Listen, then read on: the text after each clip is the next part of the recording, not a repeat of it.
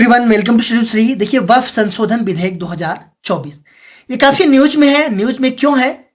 तो हाल ही में वक्फ संशोधन विधेयक 2024 की समीक्षा के लिए संयुक्त संसदीय समिति का गठन किया गया है। संयुक्त संसदीय समिति जो जेपीसी है इसका गठन किया गया है इसकी समीक्षा करने के लिए। काफी न्यूज में है वक्फ संशोधन विधेयक 2024। जेपीसी के गठन के प्रस्ताव को संसद के दोनों सदनों ने मंजूरी दे दिया है। देखिए जेपीसी के गठन का जो प्रस्ताव है इसको संसद के दोनों सदन मतलब कि राज्यसभा और लोकसभा ये दोनों संसदों ने मंजूरी दे दिया है। 31 सदस्यीय संयुक्त संसदीय समिति जेपीसी में लोकसभा से 21 और राज्यसभा से 10 सदस्य हैं। ठीक है, टोटल 31 सदस्यीय संयुक्त संसदीय समिति है जो कि जेपीसी। इसमें जो है कि लोकसभा से 21 सदस्य हैं और राज्यसभा से कितने सदस्य हैं? तो ये जो है कि 10 सदस्य हैं। वक्फ संशोधन विधेयक 2024 का जो उद्देश्य है वो मौजूदा कानून की कमियों को दूर करना और वक्फ संपत्तियों के प्रशासन तथा प्रबंधन की दक्षता बढ़ाना है। विधेयक में वक्फ अधिनियम 1995 का नाम बदलकर एकीकृत वक्फ प्रबंधन सशक्तिकरण दक्षता और विकास अधिनियम 1995 करने का प्रावधान है। देखिए जो वक्फ संशोधन विधेयक 2024 है उसमें जो है कि जो पहले वाला वक्फ अधिनियम था 1995 का, इसका नाम जो है कि बदल करके एकीकृत वक्फ प्रबंधन सशक्तिकरण दक्षता और विकास अधिनियम 1995 करने का प्रावधान है। यह जिलाधिकारी या उप जिलाधिकारी के पद के किसी अन्य अधिकारी को वक्फ संपत्तियों के सर्वेक्षण के लिए जिलाधिकारी द्वारा विधिवत नामांकित सर्वेक्षण आयुक्त का कार्य भी प्रदान करेगा। इसमें केंद्रीय वक्फ परिषद और राज्य वक्फ बोर्ड की व्यापक आधार वाली संरचना और मुस्लिम महिलाओं तथा गैर मुसलमानों का प्रतिनिधित्व सुनिश्चित करने का भी प्रावधान किया गया है। देखिए अगर हम बात करें जेपीसी की जो संयुक्त संसदीय समिति है, ज्वाइंट पार्लियामेंट्री कमेटी है, इसके बारे में तो जेपीसी एक तदर्थ समिति है। देखिए तदर्थ समिति ये जो है ना कि जो संसदीय समितियां होती है तो ये दो प्रकार की होती है। एक होती है आपका अस्थाई समितियां और दूसरा होता है तदर्थ समिति। तो जो तदर्थ समिति होती है वो किसी निश्चित उद्देश्य की प्राप्ति के लिए अस्थायी तौर पे इसका गठन किया जाता है, जैसे कि संयुक्त संसदीय समिति। ठीक है, तो इसको अस्थायी तौर पे इसको गठित किया गया है और काम हो जाने के बाद जो है कि इसको भंग कर दिया जाएगा।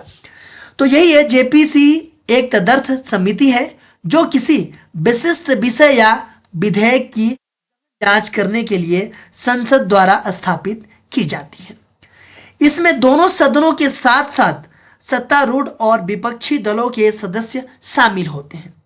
देखिए इसमें दोनों सदन जो कि एक लोकसभा है और एक राज्यसभा है, इनके साथ साथ सत्तारूढ़ और विपक्षी दलों के सदस्य शामिल होते हैं तथा इनकी जो अध्यक्षता है वो लोकसभा के एक सदस्य करते हैं। लोकसभा अध्यक्ष द्वारा नियुक्त द्वारा की जाती है। मतलब इसकी जो अध्यक्षता है लोकसभा के कोई एक सदस्य करेगा और उसकी जो नियुक्ति होगी वो कौन करेगा? तो वो लोकसभा के अध्यक्ष द्वारा उसकी नियुक्ति की जाती है। संसद जेपीसी की संरचना निर्धारित करती है और सदस्यों की संख्या पर कोई सीमा निर्धारित नहीं है। देखिए जेपीसी के सदस्यों पर कोई ऐसा संख्या निर्धारित नहीं है। इसमें मान लीजिए 21 आपका लोकसभा से है और 10 जो है कि राज्यसभा से है। तो इसमें ऐसा कुछ नहीं है कि मतलब टोटल 31 मेंबर हैं अभी इसमें, तो ऐसा नहीं है कि इतने ही मेंबर होने चाहिए। ये अधिक भी हो सकता है और कम भी हो सकता है। ठीक है, तो इसमें यह बताया जाता है कि जो लोकसभा के मेंबर होंगे ना उनसे जो है कि आधा जो है कि राज्यसभा के मेंबर होंगे। मान लीजिए कि अगर 15 सदस्यों की कमेटी गठित की जा रही है तो उसमें से 10 जो है कि आपका किसके होंगे? लोकसभा के होंगे और 5 जो है कि आपके राज्यसभा के होंगे। समिति को कार्यकाल या कार्य पूरा करने के बाद भंग कर दिया जाता है। ठीक है, ये एक अस्थायी समिति है क्योंकि ये समिति जो है कि तभी इसको गठित की जाती है किसी को समीक्षा करने के लिए। ठीक, और वो काम पूरा हो जाता है तो वो क्या हो जाता है? उसको भंग कर दिया जाता है। समिति की सिफारिशें सलाहकारी होती हैं और सरकार के लिए उनका पालन करना अनिवार्य नहीं है। देखिए, अगर समिति ये गठित की गई है, ये कोई सिफारिश करती है, तो ये जो है कि सलाहकारी है, ठीक है। और सरकार के लिए इसका जो है कि पालन करना कोई अनिवार्य नहीं है, वो पालन कर भी सकता है और नहीं भी कर सकता है। बस ये सलाहकारी मान्य थी, ऐसा कुछ नहीं है कि उसने जो सिफारिश कर दिया उसको सरकार को मानना है, ऐसा कुछ भी नहीं है, ठीक है। ये बस सलाहकारी होती है और सरकार के लिए जो है कि इसका पालन करना अनिवार्य नहीं है। हालांकि प्रवर समितियों और जेपीसी के सुझाव, जिसमें सत्तारूढ़ दल के सांसदों तथा प्रमुखों का बहुमत होता है और मुख्य तौर पर स्वीकार किए जाते हैं। जेपीसी के पास विशेषज्ञों, सार्वजनिक निकायों, संघों, व्यक्तियों या इच्छुक दलों से उनके अनुरोधों के जवाब में साक्ष्य एकत्रित करने का अधिकार है। देखिए, ऐसे कुछ मामले हैं जिसमें जेपीसी का गठन किया गया है।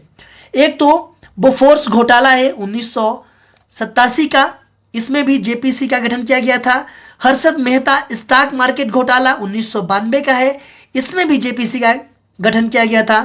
केतन पारेख शेयर बाजार घोटाला जो 2001 का है, इसमें भी जेपीसी का गठन किया गया था। 2G स्पेक्ट्रम मामला जो कि 2011 का है, इसमें भी जेपीसी का गठन किया गया था। राष्ट्रीय नागरिक रजिस्टर जो एनआरसी है 2016 का, इसमें भी जेपीसी का गठन किया गया था। व्यक्तिगत डेटा संरक्षण विधेयक 2019 वाला, इसमें भी जेपीसी का गठन किया गया था। और वक्फ संशोधन विधेयक जो है, इसमें भी जेपीसी का गठन किया गया है।